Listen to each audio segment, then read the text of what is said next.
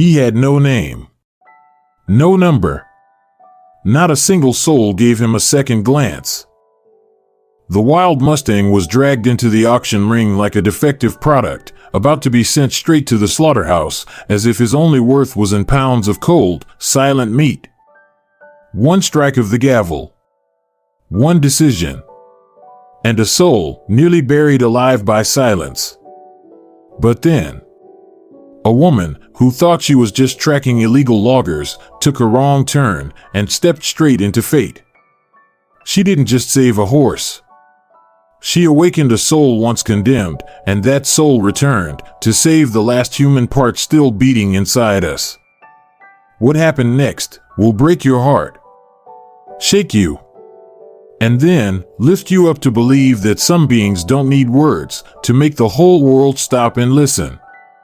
Because maybe you too carry a soul that's never been fully heard. It all began with a road no one was meant to take. New Mexico. A morning in October.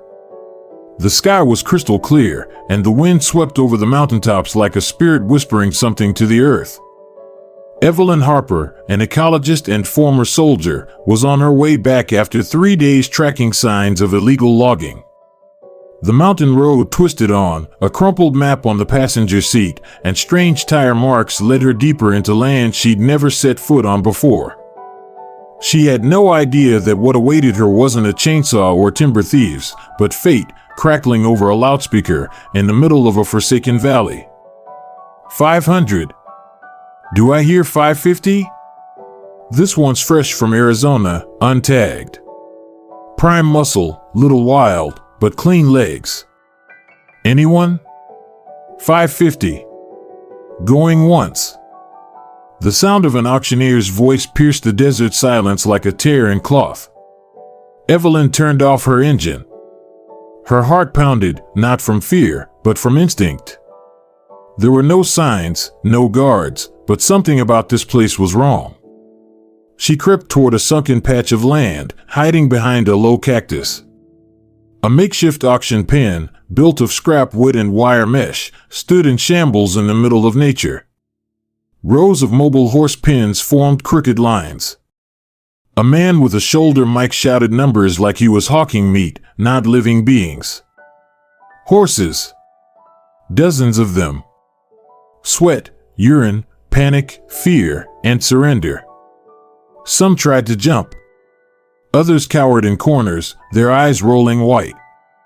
But among them, one stood still. He, or rather, it, was a Mustang with a smoky gray coat tinged with silver, as if born from the ashes of some long-forgotten fire. Tall, lean, bony, but tough as stone. And then, Evelyn saw those eyes.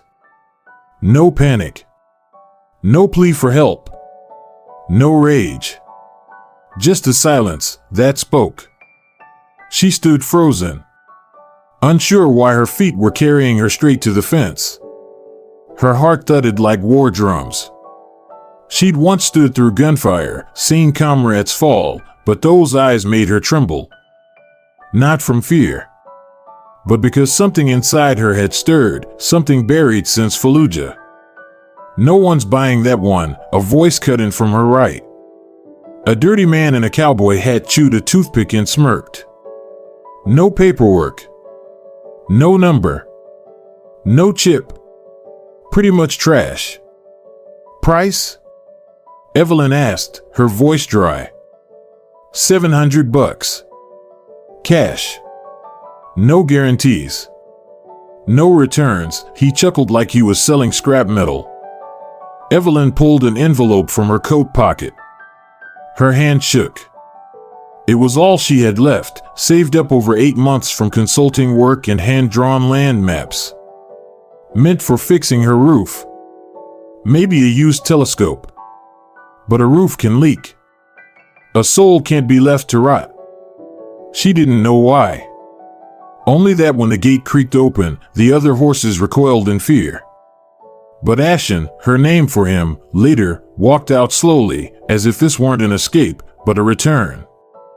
In the pickup truck, Evelyn glanced in the rearview mirror from time to time. Ashen stood still in the trailer, silent, not kicking. Just watching the horizon. And then she understood. She hadn't rescued a horse. She had answered a call she never knew she'd been waiting for. On the way home, Ashen didn't make a sound. Evelyn stopped the truck 4 times, each time quietly cracking open the trailer door to look inside. Every time, Ashen was still standing, back straight, head slightly tilted, his gaze not on her, but toward somewhere far beyond the horizon. When they arrived at the ranch, the golden light of late afternoon blanketed the dry grass yard. Evelyn opened the gate, and for the first time, Ashen stepped onto new ground. No stumble. No fear. But when she reached out to touch his neck, he flinched slightly. He didn't run, didn't kick, but his eyes shifted, suspicious, wary. For the first 3 days, Evelyn spent all her time caring for him without getting close. She cleaned out the old wooden stall, replaced the hay, and placed the water trough in a sunlit corner.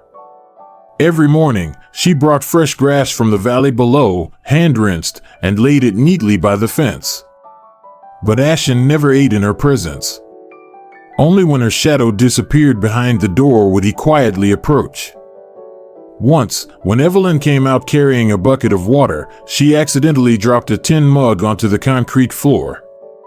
The sharp clatter made Ashen bolt back like a shot, his eyes flashing white for a split second. Evelyn's heart clenched. That wasn't the reaction of an ordinary wild horse. It was the fear of something remembered. On the 3rd night, Evelyn took Rick's old blanket, her late husband's, and gently laid it out in front of the stall. She sat on the ground, her head resting on a sack of hay, and began reading aloud from a book about prairies and wildlife. Her voice was soft, at times broken. Ashen stood 7 meters away, motionless. But his ears twitched ever so slightly with each syllable. She read to the final page, closed the book, and said only one thing. If you can't trust anyone anymore, I won't force you. But I'll be here. Every night. The next morning, something changed. When Evelyn opened the iron gate to the paddock, Ashen didn't back away like before. He stood still. His head tilted, those smoky golden eyes fixed on her like he was asking, "What are you going to do today?" Evelyn took slow, deliberate steps, bringing nothing but an open hand. When she was just a meter away, she stopped, breathing softly. Her hand extended, and Ashen moved forward. 1 step. Then a pause. Then another. When the distance closed to a breath, he sniffed gently at her hand. And in that moment, he lowered his head and pressed his forehead into her open palm. Evelyn nearly wept. Not from emotion, but because that bow was a greeting spoken in a language only souls understand. That afternoon, while brushing him with the soft comb Rick had left behind, Evelyn paused at his rear flank. Her hand touched a patch of coarse skin, rough, uneven, as if once burned and poorly healed. She leaned closer, parting the thick hair. A line of symbols slowly appeared, faint, like smoke after an old fire. BGS 037. 4 characters. Unmistakable. But they had been deliberately seared into obscurity. Evelyn didn't dare breathe. Her heart pounded like she was staring at the remains of a long-lost soldier. She grabbed her phone. The screen showed exactly 6% battery. She dialed a number she hadn't wanted to call again. But this time, she had to. Jonas? A long silence. Then the wind breathed through the receiver. Good Lord. Evelyn? I thought you died out there in the woods. I'm alive. But Jonas, I need you. I've got a horse. No chip, no records. Just eyes, and a number that was erased. Read it. BGS 037. The wind fell quiet. The creak of a wooden chair. A sharp inhale. Evelyn, are you sure? I'm looking right at it. Right now. Send me a picture. Tonight. And if that horse is what I think it is. What? Then you've just pulled back a ghost the system wanted buried forever. Jonas called back at 6:14 a.m., just as the first light crept over the eastern ridge, casting a pale pink streak across the mist-streaked sky. Evelyn, I found it. His voice was hoarse, as if he'd spent the whole night without sleep. She said just one word. Meet. Evelyn's old Jeep tore through red dirt roads, tires screeching on sharp bends. Jonas was waiting at a low wooden cabin by the reservoir, once a temporary record station for the Bureau of Land Management's, BLM, Wild Horse Protection Program. A place nearly forgotten. The room still smelled of old paper and rotting wood. Jonas sat amid stacks of files scattered across the table and floor. In his hands was a worn dark brown folder, its edges frayed, and across the front, in thick red handwriting. Dangerous, remove. Evelyn didn't speak. She just stared at him. Jonas avoided her gaze. He opened the folder. Inside was a short note, no photo, no biometric verification. A slanted line of faded ink, BGS 037, male, attack transporter, untamable, recommended for disposal. Beneath that was a signature box, and the name that made Evelyn's throat tighten. Jonas Reed. The air in the room thickened. Jonas said nothing for nearly a minute. His hand trembled as he pulled out a cigarette, but didn't light it. He stared into nothing, as if speaking to someone long dead. It was me, he said, voice as dusty as ash. I signed it. Without double-checking. Never met that horse in person. I just trusted the paperwork. Evelyn stood still, hands clenched tight, nails digging into her palms. She had once believed Jonas was the only person in the system who could look into a horse's eyes and see its soul. Now, even his eyes couldn't meet hers. That year, he continued, Arizona sent in too many.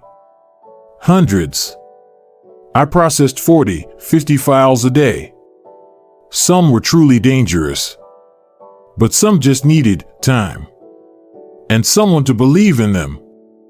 He pulled a sheet from the bottom of the folder, a handwritten note, a woman's voice, alone, this horse is calm. Didn't resist. But was labeled dangerous. Please reconsider. I read it. And I ignored it. Evelyn felt as if someone had drained the blood from her chest. Not out of anger. But sorrow for Ashen, for the woman who wrote the note, and for Jonas himself, the man who once taught her how to read a horse's every breath. She gently placed the folder back on the table, as if laying a flower on a grave.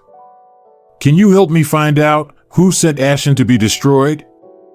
Jonas looked at her, for the first time, long and hard. Then nodded, saying nothing more. That afternoon, Evelyn returned to the ranch under a slate-gray sky. The clouds hung heavy, as if even the heavens didn't dare release what had just been revealed. Ashen stood close to the fence, head slightly turned toward the woods. But something was wrong. Evelyn felt it, not in her ears, not in her eyes, but down her spine. She stopped, standing motionless in the middle of the yard. The wind blew down from the hills, carrying a faint whiff of gasoline. A black pickup truck. No license plate. Parked behind the pine grove, roughly 150 meters from the outer gate. A man stood leaning against the driver's side. Worn khaki jacket. Mud-caked boots. Dark sunglasses. He wasn't looking at Evelyn. He was looking at Ashen. No blink. No curiosity. Just the gaze of someone inspecting lost property. Evelyn gripped the stall latch tighter. Her hand was ice cold. Her heartbeat thudded like an ancient drum deep inside the mountain.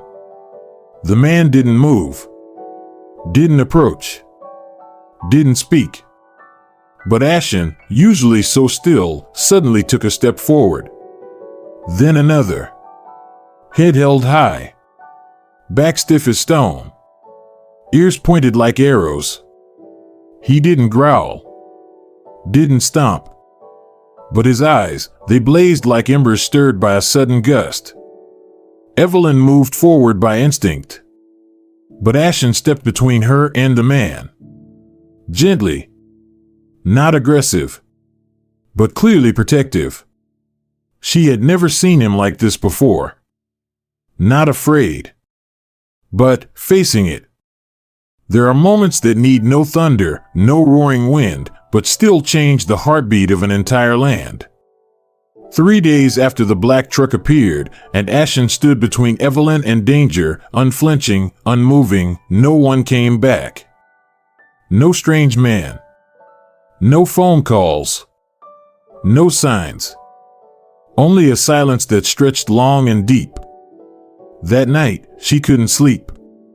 Her eyes kept drifting toward the window, where Ashen stood motionless by the fence. Not afraid. Not yielding. Perhaps he was guarding her sleep. But Evelyn knew something had changed, not outside, but within Ashen. From that day on, he was no longer merely a survivor. He had become a sentinel. And somehow, that quiet strength of his began to draw other lost souls near. The first was a little girl. Her name was Lily. 6 years old. She'd lost her father in a wildfire in Colorado. Since that day, she hadn't spoken a single word. 3 months. No laughter, no response. Doctors called it extended silent shock. Her mother brought her after hearing a rumor of a wild horse that once made a child smile again. Evelyn didn't confirm anything. She simply opened the gate. Ashen stood still behind the fence. When Lily approached, he didn't move forward. Didn't step back. He just looked at her, not with pity, not with curiosity, but as an equal. As if he were asking, "Are you still in there?" Lily sat down on the ground, clutching a singed stuffed bear. A fly buzzed around the bear's burnt ear. Evelyn held her breath. The mother clenched her hands. The grass beneath Ashen's feet seemed to sway in silent attention. No one spoke. 11 minutes passed in absolute stillness. Then the girl looked up, stared at Ashen, and said, "Isn't he afraid of fire?" Her first words in 96 days. Evelyn turned away, eyes stinging. The mother dropped her hands and cried silently. Ashen didn't react. He simply turned his head gently, then looked back at Lily, his ears twitching, as if offering a wordless nod. The second was Edward C. Holloway, a 67-year-old veteran with chronic PTSD. He hadn't spoken to anyone in 7 years. He arrived one early morning, unannounced. Evelyn recognized him from an old photo in the file Jonas had once sent. She handed him a lukewarm cup of coffee and pointed toward the fence. Edward sat down on a wooden bench, said nothing, didn't look at Ashen. But Ashen stood on the other side, not advancing, not turning away. Just standing there, ears tilted toward him. 2 hours passed in silence. When Evelyn returned with a light blanket to lay across his shoulders, the man spoke. "Thank you." A single word, shattering 7 years of silence. Ashen turned his head, nodded softly. And Edward straightened his shoulders, let his hands relax, as if finally letting go of an invisible pack. He exhaled, for the first time in years, without trembling. His clouded eyes lit up with something that resembled life. The third was Amira Velasquez, a journalist once criticized for a controversial article about the slaughter of wild horses. She came under orders from her editors to chase a story. But in truth, she came to face the wound she herself had accidentally opened. Evelyn greeted her with a single sentence. If you're here for the truth, you don't need a mic. Ashen appeared without being called, like a shadow of ash stepping out from morning mist. Amira instinctively stepped back. Her camera fell to the ground. Ashen walked forward, lowered his head, and rested his forehead against her shoulder. No words. No reason. No expectations. Amira cried, not from emotion, but because she couldn't remember the last time someone had touched her without wanting something in return. She wiped her tears, looked at Evelyn. I don't need to write anything. This story tells itself. Evelyn didn't reply. But Ashen, still standing there, was answer enough that sometimes the only thing we need to do is show up. And sometimes that alone saves an entire life. There are nights that come without warning. No rain, no moon, just a slow-burning heat rising from the earth, as if nature itself were holding its breath, waiting for something to happen. That night began with a choppy phone call. A voice on the other end, choking on smoke. Fire, from the West Ridge, the wind is shifting, need to evaluate. Evelyn threw her jacket over her shoulders and bolted out the door. The wind already carried the scent of scorched earth and dry dust, unmistakable. The scent of something that couldn't be saved if you were a second too late. Residents nearby had already left. Evelyn joined a group of volunteer firefighters, hurriedly coordinating efforts, leading cows, unlatching barn doors, soaking rooftops. She helped an old lady pack family photos, held a young boy's hand through muddy ashes, and kept glancing at her watch. When the fire's orange tongues began licking the hillside, like claws brushing against the throat, she jumped into her truck and sped toward the ranch. She didn't remember how she drove, only that her rear tires skidded off a rocky bend, and her heart stopped the moment she saw the wooden gate. Wide open. Ash fell like black snow. Ashen was gone. The pen empty. The yard silent. One side of the fence collapsed. Ashen. Evelyn screamed. Her voice shattered like a cracked mirror under heat. No reply. She ran, without a flashlight, without anything but a heart tearing apart in fear. Each step pounded the scorched ground. Pine branches overhead crackled like landmines waiting to blow. The smoke, thick and boiling, seared her lungs like molten tar. Darkness glowed with flame. The sky no longer blue, but streaked in thin, diluted blood red. Her eyes burned from ash. But the sharpest pain wasn't in her lungs, it was the sinking realization that she might have lost a soul who had once saved hers. The wind howled with dry heat. Pines burst like fireworks. Everything glowed crimson. Through the haze of smoke, she saw him, Ashen, standing like a statue in the inferno. His ashen coat glowed orange, like he was born from the fire itself. Behind him, a foal. White with brown specks, trembling legs caught in a broken section of fence. Further back, a flaming trunk leaned dangerously toward the foal, ready to fall. Ashen didn't move. Didn't flee. Didn't abandon. A burning branch fell just inches from his tail. Embers rained down his back. He stood firm. The fire was meters away. Evelyn screamed. Ashen. Move back. He turned, just a flicker. No panic in his eyes. Only unwavering trust. In that moment, Evelyn felt time freeze, between the living flame and silent death. Evelyn plunged through the smoke, each impact like blades against skin. A burning branch grazed her shoulder, igniting her shirt. She ripped it off mid-run, threw it aside, and kept going. Ash swirled, blinding her. She slipped, her knee tearing open, hands bleeding, but she didn't stop. The roar of the fire chased her like a beast. A fallen tree blocked her path. She climbed over it, her side tearing against a jagged edge. The heat smothered the sound of her heartbeat. She reached the foal and collapsed beside it, one hand untangling its halter, the other cradling its shaking body. The foal buckled, front legs spasming. "Don't give up, don't give up," Evelyn whispered, praying to everything and nothing. Ashen still blocked the wind. Flames had closed in behind them. Their way out was gone. No one spoke. But Ashen turned. He stepped forward with slow, deliberate steps, just fast enough for Evelyn to follow. He led them through hell. Each step was a battle.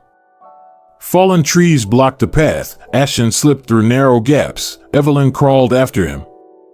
Once, she stumbled, nearly falling.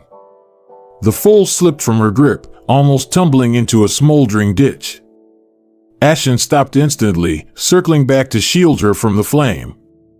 At one point, Evelyn coughed violently, face pale from smoke. She staggered, holding the foal, and collapsed. Ashen returned, nudged her side gently, just enough to keep her conscious. She rose, not for herself, but for the creature in her arms. She whispered the foal's name like a plea to the universe.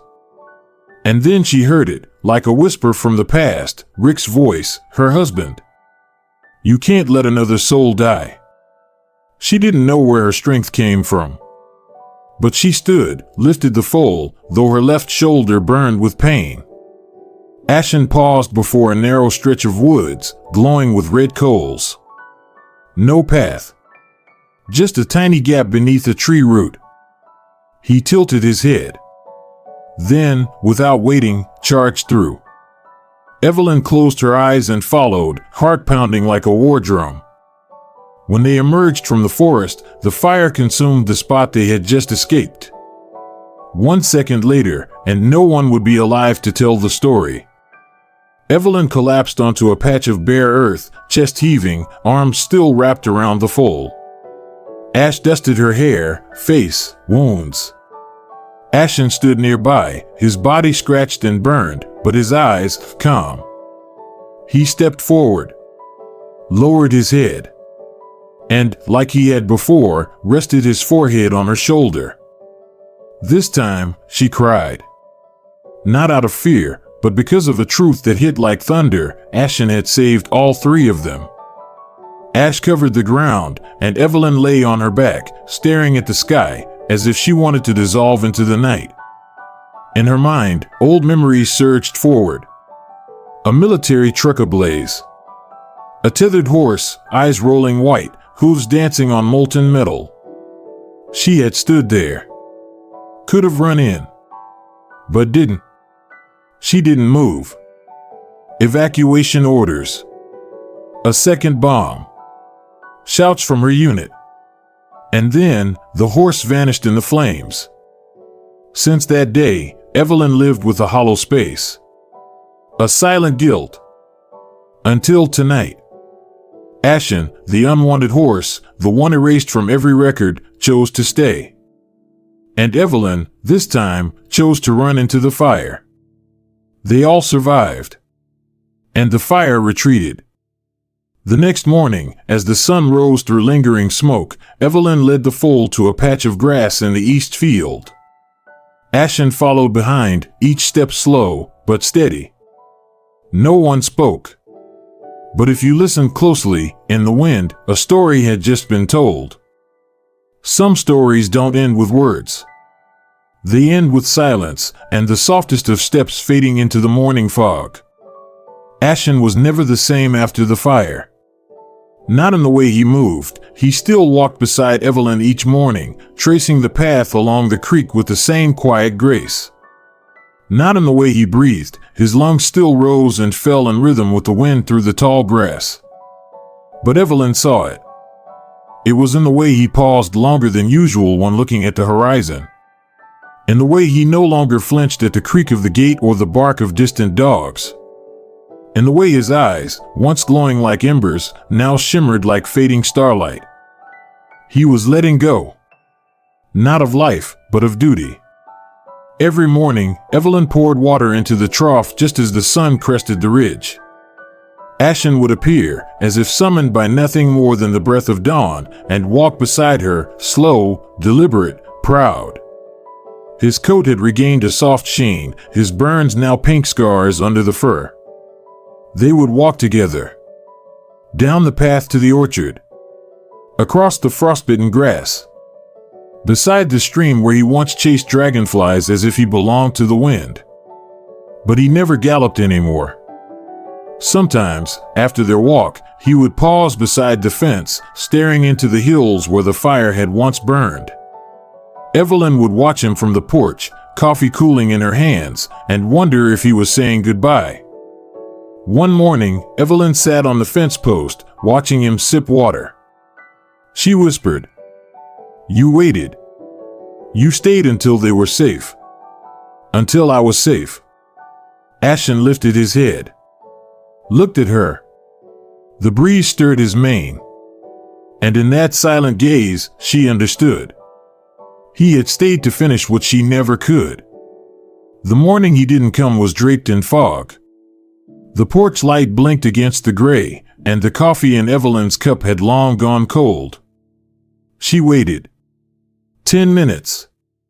Then 20. She called. No sound. Worry didn't strike her like a thunderclap. It crept in, slow and inevitable, like the mist curling around her boots as she stepped into the pasture. She followed the trail they always walked together. Each hoofprint from the day before was still visible in the damp earth. The air was hushed, reverent, as though the valley itself was holding its breath. She found him by the stream. Ashen lay curled on his side, legs folded beneath him, head resting on a smooth stone beside the water. His eyes were half open, not vacant, but resting. Around him, the world was utterly still. Not a single bird called. Even the breeze had paused. Evelyn dropped to her knees. She touched his shoulder, warm, but unmoving. She pressed her forehead against his neck, where his heartbeat used to thrum like a drum in a storm. Nothing. Her breath caught. Her hands trembled. A sob built in her chest, but she held it back, because he had always met pain with silence. Instead, she whispered, "Thank you. For staying. For not giving up on me." She closed her eyes, and in the stillness, she thought she heard a final breath, one last whisper of wind through the trees. Hours passed. She didn't carry him. She didn't bury him right away. She simply sat beside him, like he had once sat beside her during her darkest nights. As the fog lifted and sunlight touched the stream, Evelyn picked up a carving tool from her coat pocket. A piece of weathered steel she had kept ever since Rick's funeral, and used, until now. She found the flat stone where Ashen had rested his head. She touched it. Then, slowly, she began to carve. The words weren't planned. They didn't need to be. Ashen, no one taught him anything. He taught humanity how to listen. It took hours. Her hands ached. The letters weren't perfect, but they were true. When she finished, she pressed her hand over the final period and whispered, "Rick, I did it. I didn't let him go alone." Around her, the wind picked up again, soft, not howling. The kind that carries memories across time. Later that evening, Evelyn built a small wooden marker beside the stone. A lantern hung from a post. A single photo of Ashen, printed from a shaky cell phone frame, tucked inside a glass jar. Visitors would come. Some to cry. Some to remember. Some to simply stand in silence beside the stone, like he had once stood beside them. Evelyn never tried to replace him. You don't replace a legend. You carry it. And every morning after that, she would still walk the same path, boots crunching over grass, steam rising from her breath. Sometimes she'd pause by the stone. Not to weep, but to listen. Because somewhere in the hush of dawn, if she closed her eyes and breathed deep, she could still hear his steps. Every soul is born for a reason. Some carry strength. Some carry a voice. And some, like Ashen, choose to live a whole life without a single word, yet make the entire world listen. 1 year after Ashen laid down by the stream, Evelyn stood in the old valley, once filled with ashes, now bathed in the golden light of morning. The wooden gate had been repainted. A humble sign now hung at the front. Ashen's Watch, where healing is heard. No stalls. No reins. No whips. Only people arriving with hidden wounds, and horses once labeled beyond saving. Here, no one speaks too much. No one asks, "Why are you like this?" They simply sit. They breathe. And they wait for the abandoned souls to come close, if they choose to. There was a young orphan from California who refused to be touched by anyone. And yet, he sat for an hour next to a skinny horse with a scar across its flank. Both were silent. And then, the boy whispered, "He doesn't need me to try. Maybe I don't have to either." There was a young woman from a depression clinic. No medication had helped her sleep. Until her first night at Ashen's Watch, when a brown horse laid its head on her chest. She cried. And then fell asleep right there in the middle of the yard, hand still resting on the horse's mane. No one explained. No one analyzed. Only one truth was repeated each day. We don't need to fix each other. We just need to stay beside each other. Evelyn still walks each morning. Like a ritual. Not rushed. Not expectant. But always open to something new. Sometimes it's a stranger who just wants to stand by the carved stone. Sometimes it's a newly rescued horse, still trembling, still unsure. And when Evelyn says nothing, they begin to come closer. One late afternoon, Evelyn sat by the stream, holding Rick's old notebook. Inside were pages about horses, about war, and about the silence the two of them had once failed to break. She wrote the final line in a trembling hand. Not every soul is born to pull wagons. Some are born to pull us back into belief. Ashen is gone. But Ashen is also still here, and every step you just read, and every breath you just felt. And if you carry an unnamed sorrow in your heart, know this. There are souls who will come stand beside you. Not to speak. Just to be there. If something in this story touched your heart, please leave a comment below. Share this story with someone who may be in need of a spark. And don't forget to like, share, and subscribe to Gallop of Glory, so you won't miss the next story of compassion, of hope, and of extraordinary souls who walk this world on hooves. Thank you for being part of Ashen's journey. Gallop of Glory, where no soul is ever forgotten.